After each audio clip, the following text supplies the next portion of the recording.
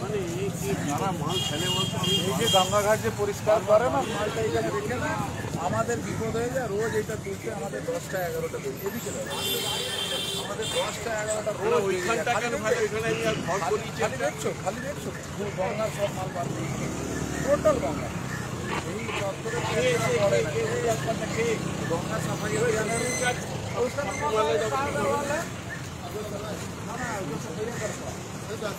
অসহ্য আরো ডিএম চিঠি এ চিঠি ও আরে ঘোড়া কার থাপ্পড় মারবে চিঠি চিঠি গরু তুমি জানো একদিন কি করে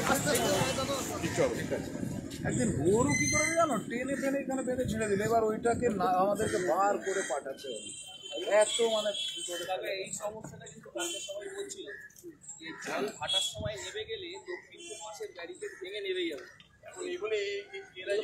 যদি আগে থেকে না বলে আমি কি করবো বলতো আমি তো বলি ইরিগেশনকে বলতে ইরিগেশন সঙ্গে সঙ্গে রিপেয়ার করে না এটা এইচএমসি কথা বলছে ব্যারিকেডটা হয়েছে এবার একটু উঁচু করেছে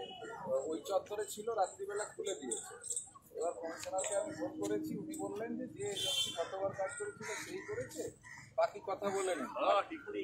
মানুষ শোন করতে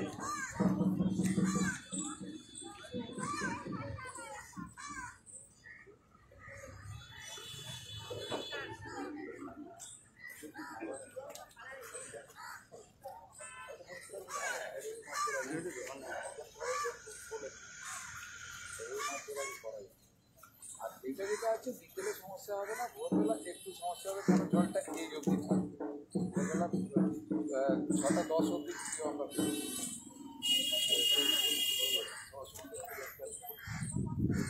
শর্ট আউট হয়ে গেছে আর যেটা গতবার তোমার পাশে কোনো প্রবলেম কপিওয়ালা ঘাট একটা ওয়ালের প্রবলেম ছিল ওয়ালটা ভেঙে দিয়েছে তারপরে আসার কথা ছিল ওয়ালটা এইভাবে ছিল তোমার ওইখানে কপিওয়ালা ঘাট ওইটা ভেঙে দিয়েছে